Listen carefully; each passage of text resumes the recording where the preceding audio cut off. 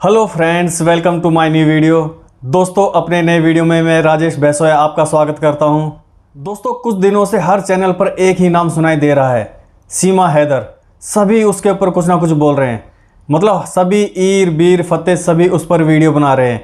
ईर कहे मैं वीडियो बनाऊं, बीर कहे मैं वीडियो बनाऊं, फतेह कहे मैं वीडियो बनाऊं। तो दोस्तों, जैसा कि आपको पता चल गया होगा कि सीमा हैदर जो कि पाकिस्तान की एक लड़की है, लड़की क्या औरत है, उसको पबजी खेलते खेलते हमारे इंडिया के एक लौंडे से प्यार हो गया, ग्रेटर नोएडा के लौंडे से, जो कि सिर्फ अभी 22 साल का है। तो दोनों को आपस में प्यार हो गया और सीमा हैदर किसी तरह से पाकिस्तान से इंडिया पहुंच गई। हर चैनल पर उनके बारे में अलग अलग तरीके से दिखाया जा रहा है। हर चैनल पर सीमा हैदर के इंटरव्यू ही इंटरव्यू। दोस्तों, वैसे कहानी रोचक है, कहानी सुनाने के लिए तो बनती है। इतनी तो बात है कहानी में कि आपको फिर से सुनाई जाए या आपको फिर से डिटेल बताई जाए। तो दोस्तों, 3 साल से ये दोनों लौंडे लौंडिया, मतलब कि सीमा हैदर और सचिन मीना, दोनों एक दूसरे से टच में थे। पबजी के जरिए पबजी खेलते थे, दोनों एक दूसरे से टच में है और दोनों को प्यार हो गया। प्यार हो गया सीमा हैदर को तो मुझे लगता नहीं कि प्यार हो गया। आपको क्या लगता है, आप बताइएगा। उसकी तो मुझे सोची समझी कुछ चाल लग रही है कि वो इंडिया में आना चाहती थी। किस वजह से आना चाहती थी, वो जासूस है या कुछ और है, पर उसकी तो ये चाल है कि वो इंडिया में किसी तरीके से आए। या तो वो पाकिस्तान की जासूस बन के आए या फिर इंडिया में सेटल होने के लिए आए। क्योंकि दोस्तों, पाकिस्तान से तो भारत देश, हमारा देश बहुत अच्छा है। पाकिस्तान की तो हालत ख़राब है और वहाँ तो ख़ास तौर से औरतों की तो हालत बहुत ज़्यादा ख़राब है। तो उसने भी सोचा कि मैं इंडिया आके बस जाती हूँ, यहाँ पर लाइफ ज़्यादा अच्छी होगी, यहाँ पर उसका जीवन ज़्यादा अच्छा होगा। और हमारे सचिन को फंसा लिया और यहाँ पर इंडिया में किसी तरीके से पहुँच ही गई। अब दोस्तों, वो पहुंची तो इलीगल तरीके से है, पर उसने कहा कि मैंने सारे जुगाड़बाजी की पर मुझे इंडिया का वीज़ा नहीं मिला। वो कहती है कि मुझे मुसलमान होने की वजह से वीज़ा नहीं मिला। ये तो खैर मुझे पता नहीं दोस्तों किस वजह से वीज़ा नहीं मिला, पर वो पहुंच गई। मतलब दोस्तों, जो गदर का डायलॉग है सनी देओल का, यहाँ पर फिट बैठता है कि अगर तारा को वीजा नहीं मिलेगा तो क्या वो पाकिस्तान नहीं जाएगा। तो यही सीमा हैदर ने सोचा कि अगर उसे इंडिया का वीज़ा नहीं मिलेगा तो क्या वो इंडिया नहीं आएगी। और दोस्तों, आगे मुझे लग रहा है कि जो सीमा हैदर है वो किसी तरीके से इंडिया में बसना चाहती थी। वो अपने पति से, पाकिस्तान की ज़िंदगी से कुछ ज़्यादा ही परेशान हो गई थी। वहाँ उसका जो हस्बैंड है, नाम तो खैर मुझे अभी याद नहीं आ रहा, उसे आप हैदर ही बुला सकते हैं, क्योंकि सीमा ने भी अपने नाम के पीछे उसका नाम हैदर लगाया हुआ है। तो आप उसका नाम कुछ भी ले सकते हैं यार। तो सीमा हैदर किसी तरीके से इंडिया आना चाहती थी, अपने पति से परेशान थी। 4 बच्चे थे उसके। वो कहती थी मुझे मेरा पति प्यार नहीं करता था, मारता पीटता था। पर इतना था तो भाई आपके 4 बच्चे कहाँ से हो गए, वो भी तो प्यार से ही हुए हैं।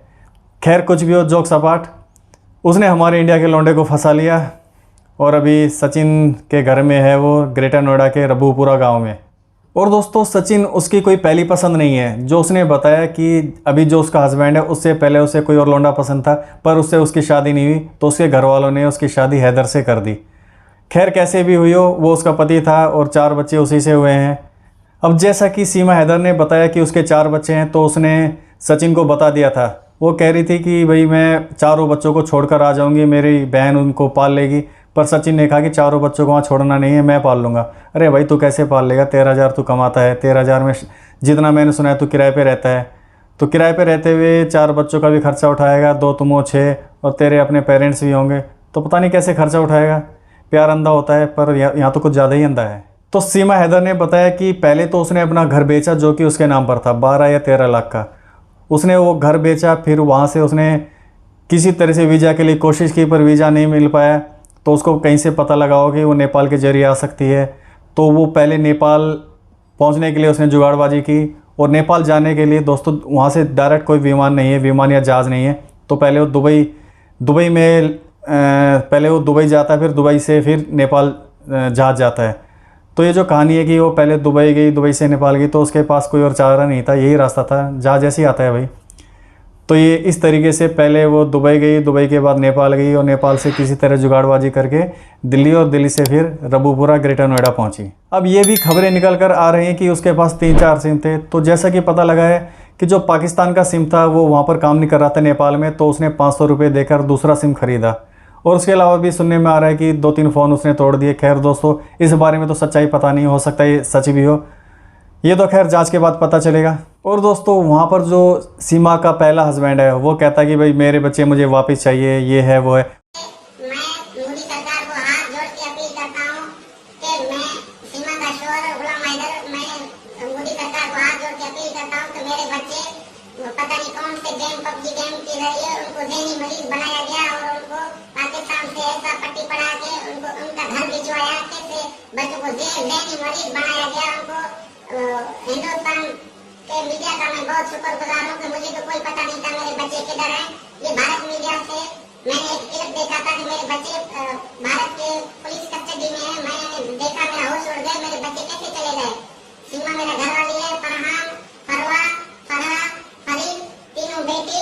मैं मोदी सरकार को हाथ जोड़ के गुजारिश करता हूँ, अपील करता हूँ कि मेरे बच्चे मेरे हवाले करें, पाकिस्तान के हवाले किए जाए। मैं बहुत परेशान हूँ, मिस्किन बंदा हूँ।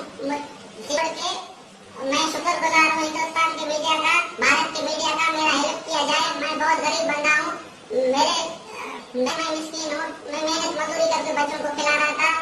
बस मैं शुक्रगुजार हूँ, मेरा मीडिया हेल्प करे और मेरी बात आगे तक पहुँचाया जाए। और यहाँ सीमा कह रही है कि वो तो मुझे मारता था, पीटता था, परेशान करता था। अब ये जो कर रहा सारा ड्रामेबाजी है, उसे बच्चों से कोई प्यार नहीं है, ना मुझसे प्यार है। पता नहीं उसके अंदर ये ड्रामा कहाँ से घुस गया है। उसने देखा होगा कि भाई सीमा हैदर इतना फेमस हो गई है। सीमा ने भी इतना कभी सपने में भी नहीं सोचा होगा, तो हैदर ने भी सोचा होगा कि मैं भी बहती गंगा में हाथ धो लूँ। अब दोस्तों सोशल मीडिया में ये भी कहा जा रहा है कि भी उसकी फराटेदार इंग्लिश है, पर मुझे कहीं से लगानी उसकी फराटेदार इंग्लिश है। जो 27-30 साल की उम्र में जो थोड़े बहुत इंग्लिश के शब्द आम इंसान बोल सकता है, ऐसे ही शब्द वो बोलती है। फराटेदार तो खैर नहीं बोलती है, तो ऐसा कुछ भी नहीं है। अब सीमा हैदर किसी भी तरह से इंडिया में पहुंची हो, पर वो पहुंची इलीगल तरीके से है और इंडिया की सिक्योरिटी के लिए बहुत ज़्यादा बड़ा ख़तरा है। अब अगर सीमा हैदर 4 बच्चों के साथ इंडिया आ सकती है, तो सोचो दोस्तों आतंकवादी क्यों नहीं आ सकते हैं, और आ रहे होंगे और इंडिया में होंगे भी। अभी बहुत सारे रोहिंग्या हैं, बांग्लादेशी हैं जो इंडिया में बसे हुए हैं। तो चारों तरफ से इंडिया को एक धर्मशाला बना दिया गया है। कोई कहाँ से आ रहा है, कोई कहाँ से आ रहा है, मतलब सभी यहाँ पर आकर बस रहे हैं और हमारी सरकार को इसका कोई सॉल्यूशन नज़र नहीं आ रहा है। सॉल्यूशन तो खैर एनआरसी है। पता नहीं हमारी सरकार में कब इतनी हिम्मत पैदा होगी कि एनआरसी को इंडिया में लागू करेगी। अब दोस्तों आप फ्रांस का उदाहरण ले सकते हैं। फ्रांस को पूरा जला दिया गया है। वहाँ जिन्होंने शरण ली थी उन्होंने पूरा फ्रांस को जला दिया है। इतना सुंदर देश था, मतलब उसका बेड़ा गर्क कर दिया है। अब इंडिया की सिक्योरिटी को भी थोड़ा सा अलर्ट हो जाना चाहिए। कोई ऐसा सिस्टम बनाना चाहिए कि इस तरह के जो भी एलिमेंट्स हैं इंडिया में ना आ पाएँ। मतलब आप पैदल चल के आ सकते हैं, बस में आ सकते हैं, साइकिल पे आ सकते हैं, घूमते फिरते नेपाल से इंडिया में आ सकते हैं। बस आपको नेपाल पहुंचना है, चाहे आप कहीं से भी आए, चाहे आप अफ़गानिस्तान से हो, चाहे आप सूडान से हो, चाहे आप सीरिया से हो, चाहे आप पाकिस्तान से हो। आप बस नेपाल आइए और नेपाल से इंडिया में आ जाइए। तो हमारे जो देश के सिस्टम बनाने वाले हैं उनको कुछ ना कुछ इस बारे में सोचना ही पड़ेगा दोस्तों। आप इसी बात से सोच सकते हैं कि महिला 4 बच्चों के साथ इंडिया आ सकती है, तो कोई भी आ सकता है। अब दोस्तों फिर से वापस आते हैं सचिन और सीमा हैदर पर। आप दोस्तों देखिए दोनों में क्या मेल है, दोनों में कुछ कॉमन है। अब सचिन लगता है चूसा हुआ आम और सीमा हैदर कुछ, वो तो खैर थोड़ी बहुत अच्छी लगती है। अब सीमा का तो क्लियर है कि वो पाकिस्तान की अपनी ज़िंदगी से परेशान है, अपने हस्बैंड से परेशान है, वो तो इंडिया में सेटल होना चाहती है। इंडिया तो खैर पाकिस्तान वालों के लिए एक जन्नत ही है। पर सचिन को क्या पसंद आया सीमा में?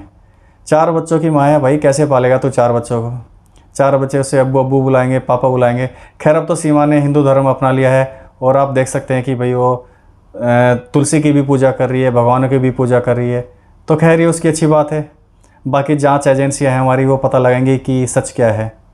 जहाँ तक मेरा सोचना है दोस्तों, सचिन को इस लफड़े में नहीं पड़ना चाहिए था। उसको और भी लड़कियां मिलती। ये 4 बच्चों की माँ में उसे क्या पसंद आया? खैर अभी जवानी का जोश है, C3 का अट्रैक्शन है, तो उसे पसंद आ गई वो। पर आगे आगे दोस्तों ज़िंदगी जहन्नुम बनने वाली है। आगे आगे 4 बच्चे हैं भाई, वो अपने भी बच्चे पैदा करेगा तो कितनों को पालेगा वो?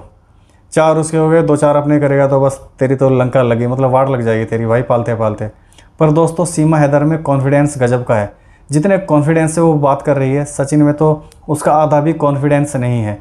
जैसे वो शब्दों को चुनती है, ऐसा तो सचिन में कुछ भी नहीं है। अब दोस्तों जैसा कि पास्ट में हुआ, ऐसे केस पहले भी हुए हैं और ऐसी लड़कियों को, जैसे कि बेंगलोर में आ गई थी इकरा नाम की लड़की थी, और भी कुछ हुए होंगे, तो इनको वापस पाकिस्तान भेज दिया गया था। तो हो सकता है कि सीमा हैदर को भी वापस पाकिस्तान भेज दिया जाए। पर अगर वो यहाँ पर रह गई तो दोस्तों ऐसे केस की लाइन लग जाएगी। मतलब पाकिस्तान की लड़कियाँ तो इंडिया के लौंडों को फंसाएंगी। गेम से फंसाया, सोशल मीडिया से फंसाया, और हमारे इंडिया के लौंडे तो फंसने के लिए तैयार रहते हैं। बहुत सारे हनी ट्रैप में बड़े बड़े लोग फंस गए भाई। तो दोस्तों अभी के लिए इतना ही। और अगर आपको मेरा ये वीडियो पसंद आया है, ऑब्वियसली आया होगा, नहीं भी आया हो तो भाई फिर भी चैनल को सब्सक्राइब तो कर ही लेना और कमेंट करना कि आपको क्या अच्छा लगा, क्या नहीं लगा। तो दोस्तों वीडियो देखने के लिए धन्यवाद। मिलते हैं अगले वीडियो में। नमस्कार।